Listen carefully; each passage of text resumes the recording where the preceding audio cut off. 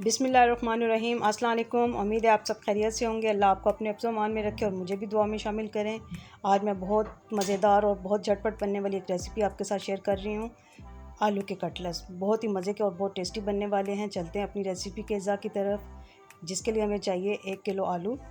کاٹ لیں، ان کو پانی میں ڈال کے پین میں چڑھا لیں، آدھی چمچ نمک ڈال کے ان کو ابلنے کے لیے چھوڑ دیں۔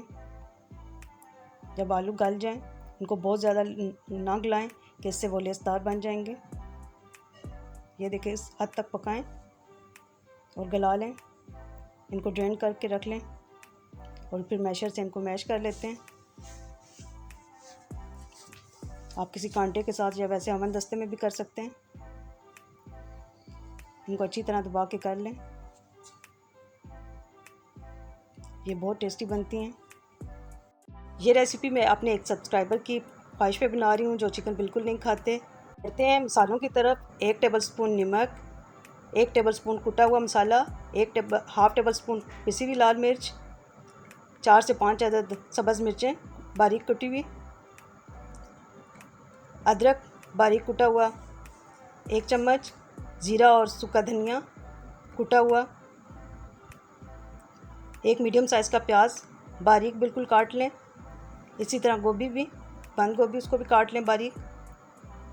ہاف کپ میتھی، ہاف کپ دھنیا،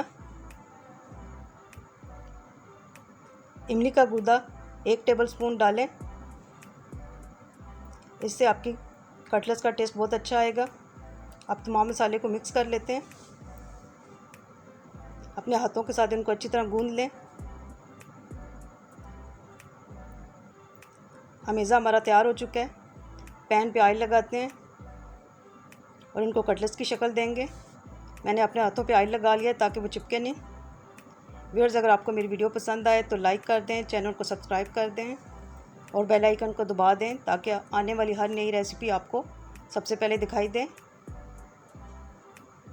اب ان کو اپنے ہاتھوں سے ایسے کٹلس کی شکل دے لیں۔ بہت مزیدار، بہت ٹیسٹی بننے والی ہیں یہ کٹلس۔ یہ دیکھیں، ہماری تمام کٹلس تیار ہو چکی ہیں۔ اب ادھر میں نے بیسن کا میزہ بھی تیار کرنا ہے۔ یہ دیکھیں، اس میں نمک، مرچ، چاٹ مسالہ اور گرم مسالہ ڈال کے میں نے بنایا ہے۔ پین میں آئل ڈال لیں، نہ بہت زیادہ تھک ہو نہ پتلا ہو، کٹلس پہ اچھی طرح لگ جائے۔ اب گرم تیل میں اس کو ڈال لیے۔ اس میں زیادہ سے زیادہ 3 کٹلس آئیں گے تاکہ وہ ایزیلی فرائی ہو سکیں۔ ان کو بہت زیادہ تیز آنچ اور بہت کم آنچ پہ نہیں فرائی کرنا، میڈیم آنچ پہ،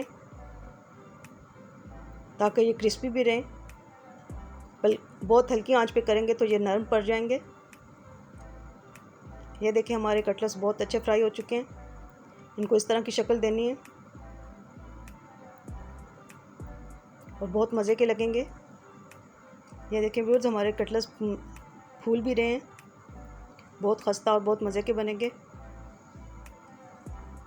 کٹلس تیار ہو چکے ہیں، ان کے ساتھ سلاد بھی تیار ہے۔ آپ ان کو سنیک کے طور پہ بھی کھا سکتے ہیں، اپنے بچوں کو لنچ میں بھی دے سکتے ہیں۔